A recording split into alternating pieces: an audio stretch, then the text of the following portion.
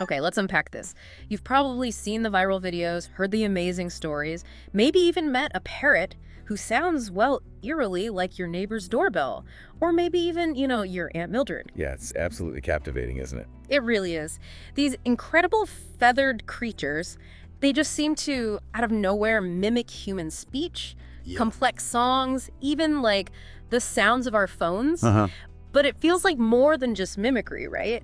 And maybe the bigger question is, why do they do it? Right. This deep dive isn't just about some clever trick. It feels like a really complex thing, something that makes us question, intelligence and communication itself. And what's fascinating here, as you say, is that a parrot's ability to talk, it goes way beyond what most people probably imagine. Yeah.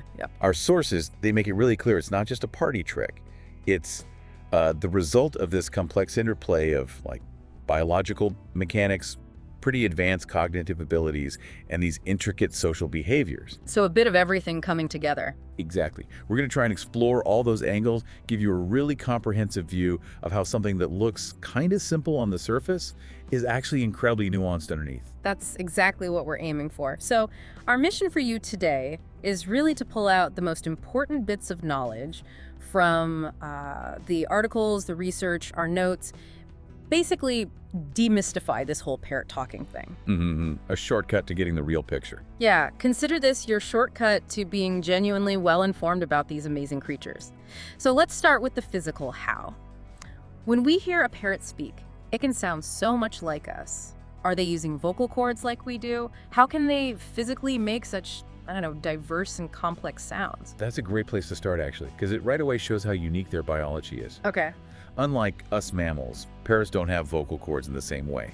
Their amazing ability to make this huge range of sounds comes down to a special vocal organ. It's called the syrinx. The Syrinx. Yeah. You can think of it as their version of our larynx, our voice box. Right. But it's exceptionally developed in parrots, and it sits lower down in their chest, near where the trachea splits. So not just an airbird larynx, but like a supercharged version, specifically for complex sounds? Precisely. That's a good way to put it. The syrinx works by vibrating air. Yeah, much like our larynx does. Okay. But what really makes it different is how sophisticated it is anatomically. It's surrounded by several pairs of muscles. Muscles. Yeah, multiple muscle groups. And they allow for incredibly fine-tuned and, crucially, independent control over the sound on each side. Independent control. Exactly. So they can manipulate pitch, tone, even the sort of texture or timbre of the sound with amazing precision. We're not just talking simple calls here. It's about producing really complex, distinct sequences of sounds. Our sources talk about how a parrot can mimic a human voice, sure, but also replicate something super specific like a particular phone ringtone or a squeaky door almost perfectly. That level of control, it just speaks volumes about how flexible that syrinx is. That's just astonishing control for what sounds like a pretty small organ. But okay, making the sound is one thing. Using those sounds meaningfully, in context, that's totally different. Here's where it gets really interesting. Yeah. It can't just be the syrinx, right? Their brains must be playing a massive part. Absolutely, you've nailed the critical next step. The talking ability is, well, it's completely tied to their advanced cognitive capacities. Okay. Researchers have found this specific, highly developed area in the parrot brain.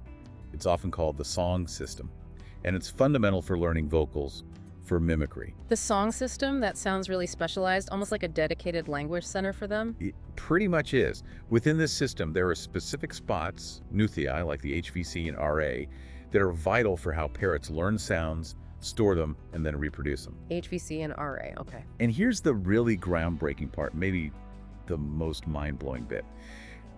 These areas seem to function in ways that are strikingly similar to our own Broca's and Wernicke's areas. Wait, the parts of our brain crucial for language? Exactly. The very centers we use for producing and understanding language. There's a functional parallel there in the parrot brain. So we're talking about a neurological setup in a parrot's brain that echoes our human language centers. That's way beyond simple mimicry, isn't it? It really pushes the boundaries. What does this suggest about why they're vocalizing? Is it actual understanding or just incredibly sophisticated mimicry? Well, the real breakthrough, and our sources really back this up, isn't just that parrots can say words.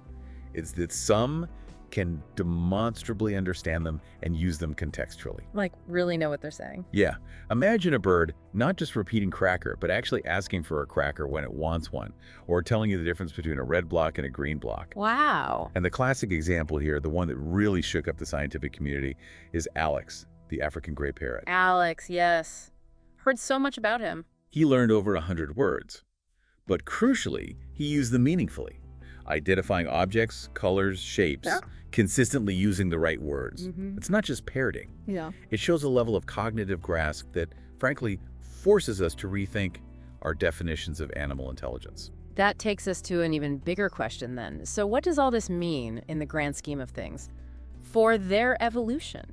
Why would this incredibly sophisticated ability, this complex vocal mimicry or a talking, why would that even evolve? If we connect it to the bigger picture, like you said, the answer seems pretty clear when you look at how they live.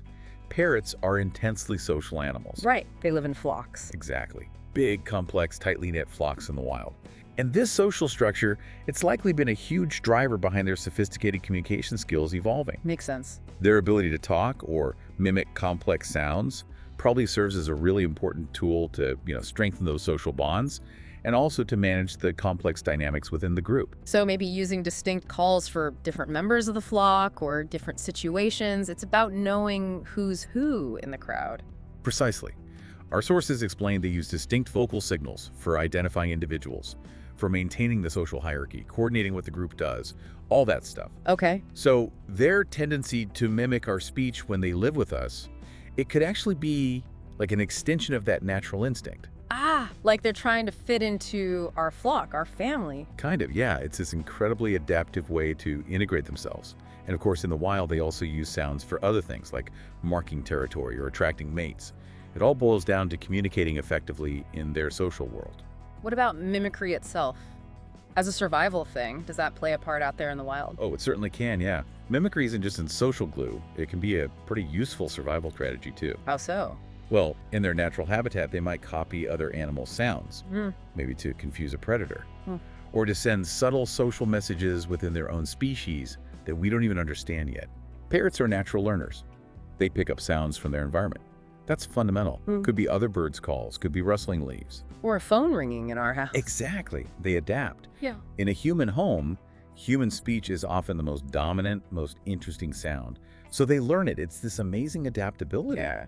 They store these sounds in their memory and then practice reproducing them. It's very similar, actually, to how young parrots learn their complex calls from their parents. Lots of listening and copying. That really helps explain how they slot into our homes so well. Okay, let's shift gears a bit then. If this amazing ability evolved for life in the wild flock, how does it actually play out when a parrot becomes part of, well, our human family? How does this mimicry happen in a domestic setting? Right. So in captivity, they're mostly hearing human speech, right? So quite naturally, that becomes the main soundscape. It's just a logical extension of their mimicry skills to start imitating what they hear most often. And there's a really powerful learning motivation involved, too. Parrots often seem to see mimicking us as a way to get social rewards. Like getting attention. Or a treat. Exactly. Our reactions, praising them, giving them attention, maybe a favorite food that really reinforces the behavior. Creates a strong feedback loop. So we're kind of, maybe without even realizing it, training them to talk just by being excited when they make sounds like ours. We absolutely are, yeah. And like we talked about with Alex, it often goes way beyond just repeating sounds. Right, the meaning part. He didn't just mimic, he learned what words meant and used them in specific contexts. Identifying things, asking for things.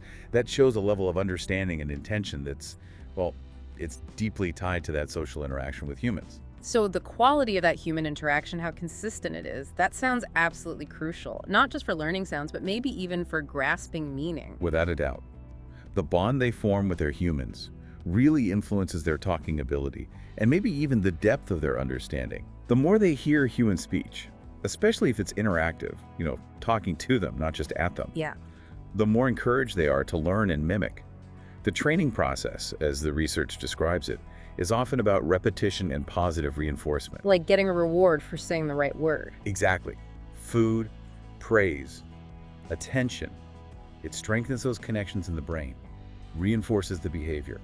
Talking really becomes a core part of their relationship with us, almost like a shared language in a way. And I guess the environment itself, the actual house, must shape what they end up mimicking too. Oh, absolutely. Hugely.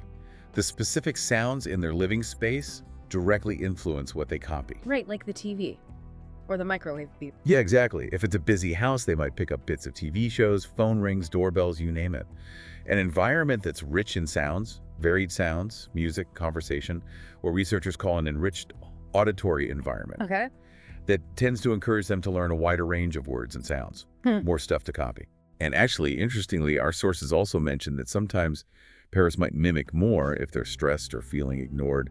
It's a really effective way to get attention after all. That's a really interesting point. It makes you wonder, are all parrots basically the same when it comes to talking?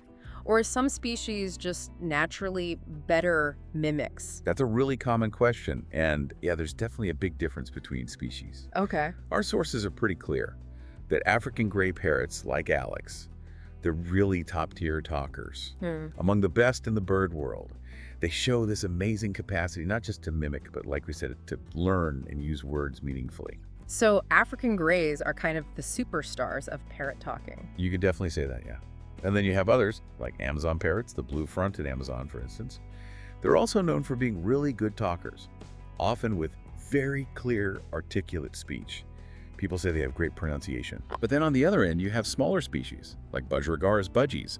They can talk, absolutely, and some learn quite a few words, but generally their vocabulary is more limited, and their speech might not be quite as distinct as the larger parrots. So a whole spectrum of ability. The insights we've covered are incredible, but a lot of this understanding comes from specific scientific work, right? What have those big studies, especially with parrots like Alex, really shown us about how deep this ability goes? Dr. Irene Pepperberg's work with Alex is it's absolutely central to this whole field. Her decades of research were groundbreaking. Yeah. She fundamentally showed that parrots could do cognitively complex tasks that went way beyond just repeating sounds. Alex's achievements were stunning. Over 100 words, yeah, but the key was he could identify objects, colors, shapes, and use those words appropriately, even in new situations. So it wasn't just like Polly want a cracker. It was more like he knew what red meant and could point to the red thing. Exactly. He wasn't just saying green. He'd say green if you asked him the color of a green block. And if the block wasn't green, he wouldn't say it. Or he might even say none if asked how many red blocks there were when there weren't any. That's a huge leap. That is enormous. Way beyond mimicry. It absolutely is. And this cognitive ability links right back to the neuroscience we touched on, that specialized song system in their brain. Right, the one similar to our language areas. Yeah, with its functional similarities to human language regions, it seems to provide the neurological basis for this kind of language learning. It suggests their ability isn't just a neat trick.